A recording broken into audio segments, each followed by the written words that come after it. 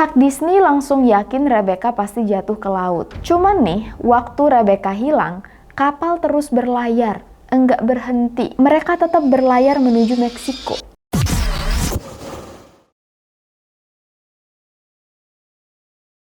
Selain memproduksi film, membangun taman bermain, Disney juga menawarkan liburan mewah dengan kapal pesiar. Mereka punya 3 kapal, Magic Disney, Disney Wonder, dan Disney Dream. Masing-masing kapal menawarkan hiburan dan tujuan yang berbeda-beda, termasuk Alaska, Pantai Pasifik, Bahama, Eropa, Hawaii, Mexican Riviera, dan Transatlantic. Kapal pesiar ini berorientasi keluarga. Di dalamnya ada banyak aktivitas untuk anak-anak, orang dewasa, dan seluruh keluarga. Semua penumpang dijaga, dijamu, dan diservis dengan kemewahan yang profesional dan juga aman. Tapi, gimana dengan para pekerja di kapal pesiar? Siapa yang menjaga mereka? Ini adalah kasus unsolved dari hilangnya Rebecca Koryam di tahun 2011. Seorang pekerja kapal pesiar Disney yang berlayar di kapal Disney Wonder. Dan sampai sekarang, Rebecca belum ditemukan. Langsung aja kita bahas, welcome to Ruang Gelap.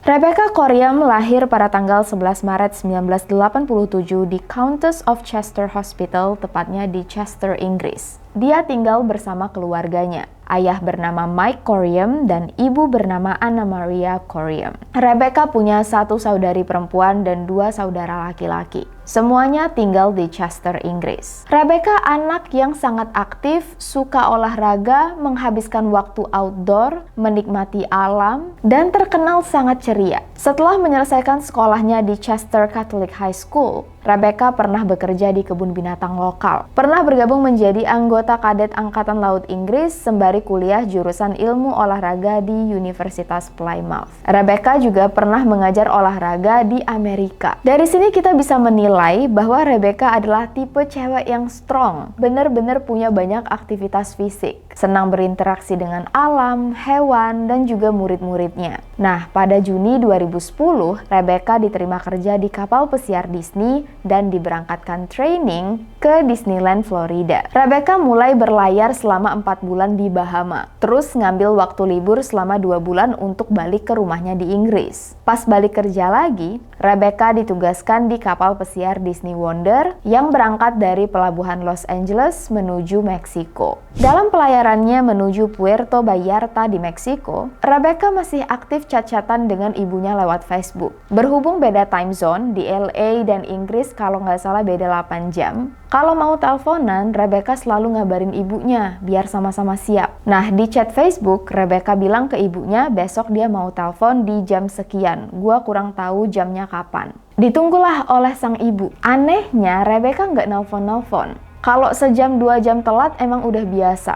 Tapi setelah 12 jam Rebecca belum ada kabar sama sekali, ibunya mulai khawatir. Soalnya Rebecca anaknya tuh on time banget. Kalaupun telat pasti dia ngabarin. Nggak mungkin hilang begitu aja, apalagi dia kerjanya jauh. Orang tuanya mulai panik. Di sisi lain, teman kerja Rebecca juga pada bingung. Rebecca harusnya mulai masuk shift jam 9 pagi. Tapi hari itu Rebecca nggak melapor ke manajer, bener-bener nggak datang dan nggak ada kabar. Orang-orang mulai bingung, Rebecca di mana? Dicarilah ke seluruh bagian kapal, mulai dari kabin tidur Rebecca sampai di tempat-tempat yang biasanya Rebecca kunjungin, tapi beneran nggak ditemukan. Orang-orang juga ditanyai ngelihat Rebecca apa enggak, dan nggak ada yang ngelihat dia. Orang-orang mulai sadar Rebecca hilang, tapi hilangnya kemana nggak ada yang tahu. Berhubung kejadian ini terjadi di perairan internasional, sempat bingung tuh, polisi negara mana yang harus menangani kasus ini. FBI nggak bisa turun tangan karena di luar jurisdiksi mereka. Dan rupanya karena kapal terregistrasi di negara Bahama, jadinya yang wajib turun tangan untuk menyelidiki kasus adalah pihak kepolisian Bahama. Cuman kan kapal pesiarnya masih di tengah laut tuh, jalan ke Meksiko. Jadi kepolisian Bahama nggak langsung turun tangan. Menurut keterangan, pihak Disney langsung yakin Rebecca pasti jatuh ke laut. Soalnya udah dicari di kapal kapal nggak ada. Cuman nih, waktu Rebecca hilang, kapal terus berlayar, enggak berhenti, enggak muter balik juga. Mereka tetap berlayar menuju Meksiko. Penjaga pantai Amerika Serikat dan Angkatan Laut Meksiko dihubungi untuk melakukan pencarian di laut yang sudah dilewati kapal, supaya kalau memang Rebecca jatuh bisa langsung ditemukan. Sayangnya, pencarian Rebecca tidak membuahkan hasil. Menurut ayah Rebecca yang bernama Mike, pihak kapal ternyata salah memberikan koordinat. Jadi bagian laut yang dicari bukan bagian yang dilewati oleh kapal. 3 hari kemudian, setelah kapal pesiar sudah kembali ke pelabuhan Los Angeles, barulah satu polisi dari Bahama datang menggunakan private jet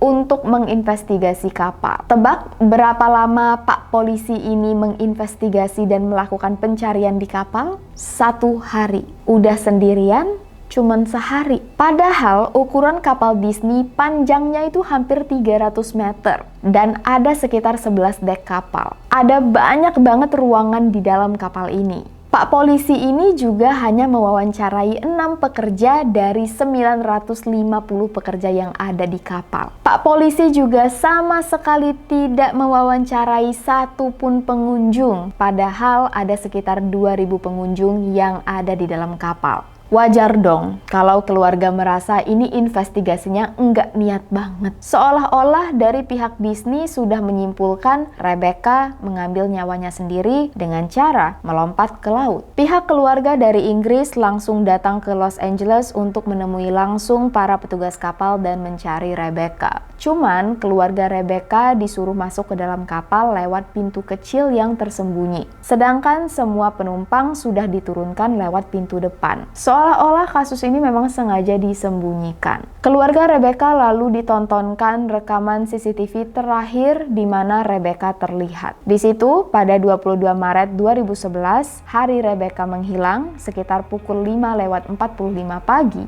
Rebecca kelihatan lagi di dalam ruang kru dan teleponan dengan seseorang. Telepon ini hanya digunakan untuk telepon internal. Enggak diketahui siapa yang ditelepon oleh Rebecca dan lagi ngomongin apa. Dari rekaman ini, Rebecca terlihat menggunakan pakaian yang kebesaran dan kayaknya pakaian laki-laki. Kalau dilihat dari ekspresi wajah Rebecca, dia kelihatan khawatir dan kesal. Kayak tertekan. Setelah selesai menelpon, Rebecca sempat ditegur oleh salah satu pekerja yang nanya, "Kamu kenapa?" Dan dari gerakan mulut Rebecca, kelihatannya dia jawab, "Yah, I'm fine." Terus jalan ke tempat lain dan Rebecca tidak pernah terlihat lagi. Setelah menunjukkan CCTV ini, kapten kapal bilang ke keluarga Rebecca. Dia punya teori tentang apa yang mungkin terjadi pada Rebecca. Sang kapten bilang kemungkinan besar Rebecca tersapu ombak waktu jogging di dek 5. Rebecca memang terkenal suka olahraga di dek 5. Kenapa sang kapten bilang gitu? Karena katanya ditemukan sendal Rebecca yang terlantar di sana. Dan waktu itu ombak lagi besar. Jadi satu-satunya kesimpulan sang kapten ya tersapu ombak jatuh ke laut. Kedua orang tua Rebecca lalu dibawa ke dek 5, dikasih lihat nih deknya kayak gimana. Tapi anehnya, di sisi dek 5 ada dinding setinggi 6 kaki. Kalau memang Rebecca diterjang ombak, ombaknya pasti tinggi banget. Dan harusnya pasti ada bagian kapal yang rusak. Keluarga Rebecca mulai merasa ada yang nggak beres. Mereka nggak percaya dengan kesimpulan ini. Terus mereka dibawa ke dalam kabin tidur Rebecca. Di situ pihak kapal memperlihatkan sendal yang mereka maksud. Nah, keluarga Rebecca bingung. Sendal ini warnanya pink, bunga-bunga, dan ukurannya nggak pas dengan kaki Rebecca. Mereka ngerasa ini udah pasti bukan sendal Rebecca. Parahnya lagi, pihak kepolisian enggak mengambil barang-barang Rebecca sebagai bukti. Ibaratnya at least lah diambil untuk diinvestigasi. Tapi ini enggak sama sekali. Bahkan laptop Rebecca juga enggak diambil dan langsung diserahkan ke keluarga. Padahal mungkin biasanya kalau kalian nonton video Ruang Gelap, sering banget kan polisi ngecek komputer korban untuk ngeliat riwayat pencarian korban di internet, karena biasanya ada banyak petunjuk di situ. Tapi kali ini enggak sama sekali. Semua barang Rebecca langsung disuruh bawa pulang ke keluarga. Teman-teman kerja Rebecca juga ngaku mereka nggak pernah lihat Rebecca pakai sendal kayak gitu. Dan besok harinya, keluarga Rebecca cuma bisa diem ngeliat kapal Disney Wonder berlabuh lagi menuju Meksiko. Kapal kembali dilayarkan dan melanjutkan bisnisnya, seolah-olah nggak peduli dengan kasus hilangnya Rebecca. Padahal waktu itu penyelidikan masih berlangsung. Pihak Disney hanya mengutarakan belasungkawa dan mengadakan upacara kecil-kecilan yang mereka lakukan di dek 5. Ditaruh bunga dan dilakukan sedikit penghargaan yang membuat image kalau Rebecca benar-benar jatuh di dek 5. Kayak yakin banget ini tuh kecelakaan. Karena keluarga enggak puas dengan laporan dari Disney, mereka menyewa detektif swasta bernama Roy Ram, mantan spesialis dari Scotland Yard. Mereka juga meminta bantuan Parlemen Chester Chris Matheson dan mantan wakil Perdana Menteri Lord Prescott waktu itu. Mereka memohon supaya kepolisian Inggris mau mengambil alih kasus. Menurut mereka, teori Rebecca tersapu ombak enggak masuk akal sama sekali. Catatan cuaca dan kondisi laut di hari Rebecca menghilang menyatakan bahwa cuaca tenang dan juga nggak berombak. Kalau dipikir-pikir lagi, gelombang yang bisa menyapu Rebecca dari dek 5 kira-kira harus setinggi 100 kaki. Karena cuman ombak setinggi ini yang bisa menyapu manusia di situ. Detektif swasta ini juga menemukan banyak kejanggalan lain. Contohnya, bukti fisik utama dalam hilangnya Rebecca adalah rekaman CCTV tadi. Tapi dalam penyelidikan, ternyata rekaman CCTV ini di-crop. Padahal di bagian ujung ada tulisan lokasi dan waktu kejadian. Nah, tulisan lokasi dan waktu kejadian ini dipotong.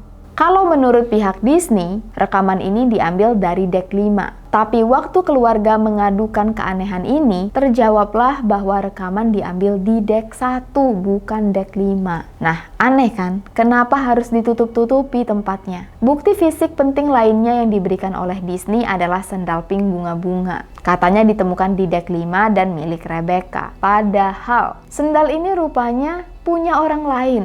Di bawah sendal itu ada nama dan juga nomor kabin orang. Bukan punya Rebecca. Bener banget nih feeling keluarganya. Beberapa bulan setelah Rebecca hilang, jurnalis investigasi bernama John Ronson dari media The Guardian sengaja jadi penumpang Disney Wonder untuk diam-diam menyelidiki dan menanyai para pekerja tentang apa sih yang terjadi pada Rebecca. Semua para pekerja yang menjawab minta nama mereka untuk disembunyikan. Ada yang jawab, Disney tahu persis apa yang terjadi. Percakapan Rebecca di telepon itu pasti terekam. Di sini semuanya tuh direkam. Ada CCTV di mana-mana. Disney punya rekamannya. End quote. Ada juga yang jawab, tahu kan, aku mesti jawab kalau aku enggak tahu. Pokoknya ya aku sih harus bilangnya aku enggak tahu. End quote.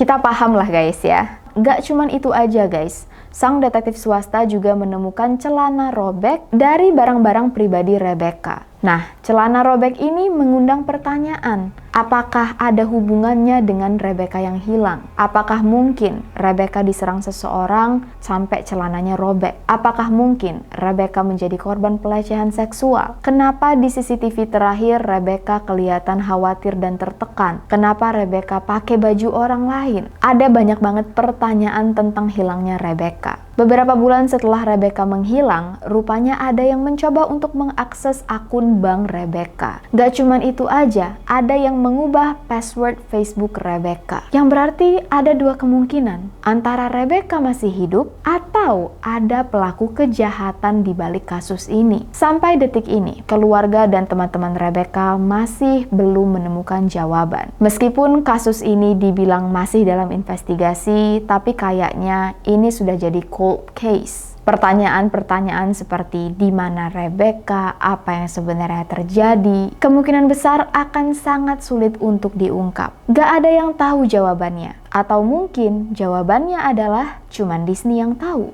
Dan itulah kasus misteri hilangnya Rebecca Koryam. Kalau kalian suka dengan video ini, jangan lupa untuk like, subscribe, nyalain loncengnya, share ke teman-teman kalian, follow Instagram kita di sini dan TikTok gua di sini. I'll see you guys very soon in the next video. Lebih dan kurang gua mohon maaf dan thank you so much atas semua dukungan, support, komentar-komentar baik kalian.